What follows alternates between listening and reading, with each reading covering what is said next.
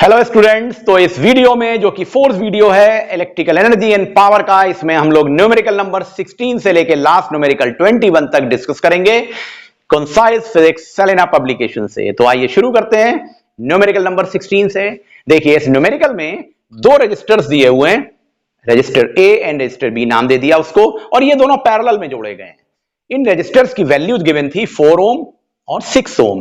ये 4 ओम और 6 ओम के रजिस्टर्स को आपस में पैरेलल में जोड़ा गया एक बैटरी से, जिसका सोर्स का वोल्टेज है 6 वोल्ट और इसकी जो इंटरनल रेजिस्टेंस है वो नेग्लिजिबल है, 0 ओम है, कोई फर्क नहीं पड़ता। अब क्वेश्चन में बोला गया है कि आपको इसमें टोटल पावर सप्लाइड कितनी है थ्रू द बैटरी, ये निकालना है। टोटल पावर सप्लाइड निकालना है, और जब ये पावर सप्लाई होगी तो ये डिस्ट्रीब्यूट होगी। तो कितनी कितनी पावर डिस्ट्रीब्यूट हो रही है और डिसिपेट हो रही है दोनों तरफ, इन दोनों रजिस्टर्स में ये निकालना है ना, इन रजिस्टर्स में कितनी पावर सप्लाई हो रही है। तो देखिए क्या करेंगे, सबसे पहले तो हम इक्विवेलेंट रेजिस्टेंस निकाल लें इन दोनों की। तो 1/R is equal to 1/RA plus 1/RB कर दिया।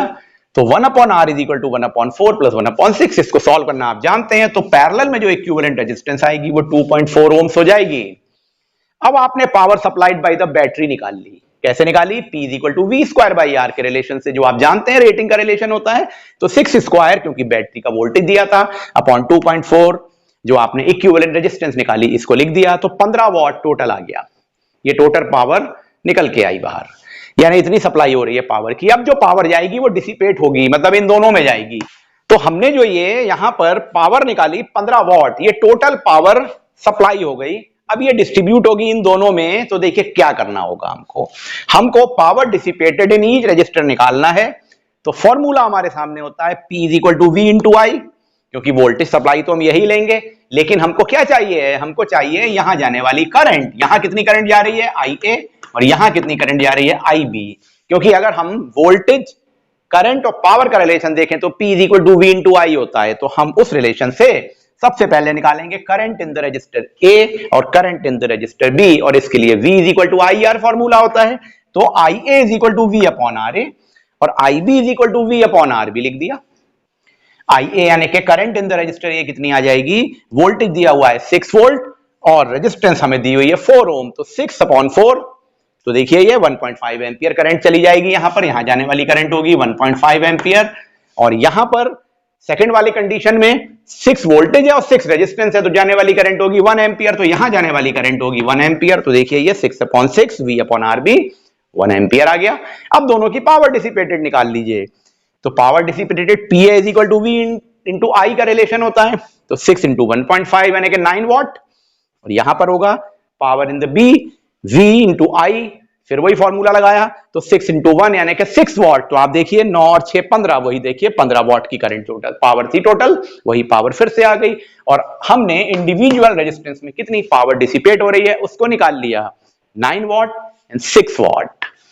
तो ये न्यूमेरिकल 16 कंप्लीट हो गया। अब शुरू करते हैं न्यूमेरिकल नंबर 17। न्यूमेरिकल नंबर 17 में दो रेजिस्टर्स हैं जिनको सीरीज में कनेक्ट किया गया है। दो रेजिस्टर्स हैं 4 ओम का और 6 ओम का, इनको RA और RB नाम दे दिया और इनको सीरीज में जोड़ दिया गया एक सोर्स बैटरी से, जिसमें कि 15 वोल्ट का वोल्ट पोटेंशियल है और इंटरनल रेजिस्टेंस 2 ओम है। अब क्या करना है, अब समझने की कोशिश करिएगा।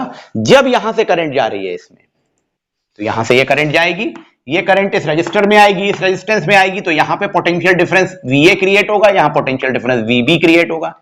करंट तो सेम जाएगी क्योंकि सीरीज में है, लेकिन पोटेंशियल अलग अलग हो जाएगा क्योंकि सीरीज में लगे हैं और ये इंटरनल रेजिस्टेंस दिया है। तो हमको यहां पर निकालना है 6 ओम रजिस्टर में कितनी एनर्जी डिसिपेट हो रही है, कितनी एनर्जी रिक्वायर्ड है, कितनी 1 मिनट के अंदर, वो एंड पार्ट है। वहां तक पहुंचने के पहले हमें ना यहां पर करंट निकालनी पड़ेगी दोनों रजिस्टर में, दोनों रजिस्टर्स में वोल्टेज निकालना पड़ेगा, तभी तो हम एनर्जी निकाल पाएंगे। तो सबसे पहले वहां पहुंचने से पहले एक बेसिक से शुरू करते हैं। सबसे पहले हम निकालेंगे इक्विवेलेंट रेजिस्टेंस। तो आप 6 और 4 को ऐड कर देंगे सीरीज में, R is equal to R1 plus R2। आपके सामने 10 ओम एक्सटर्नल रेजिस्टेंस आ जाएगी इस पूरे सर्किट की। अब देखिए एक्सटर्नल रेजिस्टेंस 10 ओम दी हुई है, इंटरनल रेजिस्टेंस दी है, वोल्टेज दिया है, तो करंट निकाली जा सकती है बड़े आराम से। करंट कैसे निकलेगी, I is equal to V upon R plus R, small r plus capital R, दोनों को जोड़ा है। तो 15/15 वोल्टेज था, एक्सटर्नल रेजिस्टेंस 10 थी, इंटरनल रेजिस्टेंस 2 थी, दोनों को प्लस करा तो 15/12 से आंसर आ जाएगा 1.25 एम्पियर, यानी 1.25 एम्पियर की करंट यहां से फ्लो करेगी इस सर्किट में, यहां जाएगी, यहां जाएगी। अब जब 1.25 एम्पियर की करंट यहां जाएगी तो इस रेजिस्टेंस और इस करंट से हम यहां का वोल्टेज निकाल सकते हैं, इस रेजिस्टेंस और इस करंट से यहां का वोल्टेज निकाल सकते हैं इन दोनों से। तो देखिए वोल्टेज इन आर ए और आरबी निकालना है, तो V is equal to I R, तो I इंटू आर ए, तो 1.25 इंटू 4, तो ये 5 वोल्ट आ जाएगा, पहला आंसर। दूसरा VB निकालना है यहां पर ये वोल्टेज, तो I इंटू आर बी, तो 1.25 तो वही करंट है, इंटू 6 ओम्स रेजिस्टेंस है, तो इससे आ जाएगा 7.5 वोल्ट। मींस यहां का वोल्टेज पता लग गया और यहां का वोल्टेज पता लग गया, 5 वोल्ट और 7.5 वोल्ट। अब आपसे कहा जा रहा है केवल 6 ओम रेजिस्टेंस में 1 मिनट में कितनी एनर्जी रिक्वायर्ड होगी या डिसिपेट होगी या कंज्यूम होगी, निकालिए। तो energy spend per minute across the 6 ohm resistor will be E is equal to V square T by R। रख दीजिए, तो V की वैल्यू 7.5 लेंगे क्योंकि यही वैल्यू अभी हमने निकाली, इसका स्क्वायर कर दिया, टाइम 1 मिनट मतलब 60 सेकेंड ले लेंगे, अपॉन 6 क्योंकि 6 ओम पे निकालना था, तो आंसर आ जाएगा 562.5 जूल्स। अगर आपसे क्वेश्चन में कहा जाता 4 के रिलेशन में निकालिए, तो आप क्या करते हैं, यहां रेजिस्टेंस की जगह 4 लिख देते हैं, बाकी सब तो यही रहता। आपसे कहा जाता टोटल दोनों के रिलेशन में कॉम्बिनेशन से निकालिए, तो क्या रेजिस्टेंस लेते हैं, तो 10 रेजिस्टेंस लिख देते हैं, 6 की जगह या 4 की जगह, तब ये टोटल के रिलेशन में आ जाता है, या दोनों का सेपरेट निकाल के उसको प्लस कर देते हैं। एनीवे कॉन्सेप्ट समझिएगा और इससे आप न्यूमेरिकल सॉल्व करके ये आंसर निकाल लेंगे। तो इस तरह से न्यूमेरिकल पूरा हो गया। नेक्स्ट न्यूमेरिकल पे आते हैं, न्यूमेरिकल नंबर 18। न्यूमेरिकल नंबर 18 बहुत ही आसान न्यूमेरिकल है और लॉजिक बेस्ड न्यूमेरिकल है, जिसे करने में बच्चे बड़े परेशान होते हैं, कंफ्यूज होते हैं, पर देखिए इसके सिस्टम को समझिए। क्वेश्चन में गिवन है एक इलेक्ट्रिक केटल है, इस केटल पे पहले 220 का पोटेंशियल दिया गया 5 मिनट के लिए, उसके बाद वोल्टेज को बदल दिया गया, तो वो पूछ रहे हैं कितनी देर के लिए वोल्टेज दिया जाए कि पानी उसमें उतने ही लेवल पे उबल जाए। अब देखिए केटल एक है, तो उस केटल के अंदर अपनी एक पावर होगी, यानी उसकी रेटिंग के रिलेशन में, तो हमने मान लिया वो पावर P है, और उसका जो फिलामेंट है उसकी रेजिस्टेंस R है, तो ये तो कभी भी नहीं बदलेंगे, ना उसकी पावर रेटिंग बदलेगी ना रेजिस्टेंस बदलेगी। लेकिन अगर हम वोल्टेज को बदलते चले जाएं तो वोल्टेज और रेजिस्टेंस के रिलेशन में या पावर के रिस्पेक्ट में उसमें जाने वाली करंट बदल जाएगी, और करंट बदल जाएगी तो हीटिंग इफेक्ट बदल जाएगा, तो जो पानी को गर्म करने की ड्यूरेशन होगी वो भी तो बदल जाएगी। तो ध्यान देने की बात है, मैं बार बार बोल रहा हूं, पावर नहीं बदलेगी, रेजिस्टेंस नहीं बदलेगी, बाकी सब बदल सकता है, वोल्टेज बदल सकता है, करंट भी बदल सकती है, क्योंकि V is equal to I R होता है, तो टाइम I स्क्वायर RT के रिलेशन में टाइम भी बदल सकता है। अब इस लॉजिक के हिसाब से क्वेश्चन में कहा जा रहा है कि उस केटल में पहले 220 का पोटेंशियल दिया जा रहा था और 5 मिनट के लिए सप्लाई किया जा रहा था करंट को, तो पानी गर्म हो जा रहा था, बॉइलिंग हो जा रही थी पानी की केटल में चाय बनाने के लिए। अब वो कह रहे हैं अगर हम वोल्टेज को कम कर दें, वोल्टेज को कम कर दें 200 कर दिया, तो नेचुरली करंट भी तो सप्लाई कम हो जाएगी, तो वो पूछ रहे हैं कितने टाइम में अब पानी उबलेगा, यानी ये टाइम निकालना है। कोई कंफ्यूजन नहीं है, सिर्फ एक ही तो फॉर्मूला है, power is equal to V square T by R, क्योंकि ये इंफॉर्मेशन गिवन है, इसकी बेसिस पे यही फॉर्मूला लेंगे, तो V square T by R। देखिए मैंने बोला ना ये नहीं बदलेगा, वोल्टेज बदल जाएगा, टाइम बदल जाएगा, लेकिन रेजिस्टेंस नहीं बदलेगा, तो ये दोनों तो नहीं बदलेंगे। क्लियर? तो हम दो सिचुएशंस को लेके चल रहे हैं, V1 square T1 upon R, V2 square T2 upon R। मतलब पहली कंडीशन में जब 220 का वोल्टेज गिवन है, और दूसरी कंडीशन में जब 200 का वोल्टेज गिवन है, तो इन ये दोनों के रिलेशन में पावर तो वही होगी, तो ये भी पावर है, ये भी पावर है, यानी पावर तो सेम है दोनों सिचुएशन में, तो दोनों को इक्वेट कर दिया। R और R कैंसिल हो जाएंगे क्योंकि रेजिस्टेंस तो सेम है, तो V1 square T1 is equal to V2 square T2, ये इक्वेशन आ गई, वैल्यू रख दीजिए, तो 220 स्क्वायर इंटू 5 पहली situation is equal to 200 square into T2, यानी कि ये वाला टाइम जो कैलकुलेट करना है ये हो गया, तो T2 is equal to 220 square into 5 upon 200 square. इसको सॉल्व करेंगे तो 6.05 मिनट आंसर आ जाएगा, और लॉजिकली समझ में आ रहा है, वोल्टेज सप्लाई कम कर दी, करंट कम हो जाएगी, तो टाइम ड्यूरेशन तो बढ़ जाएगी बॉइलिंग के लिए।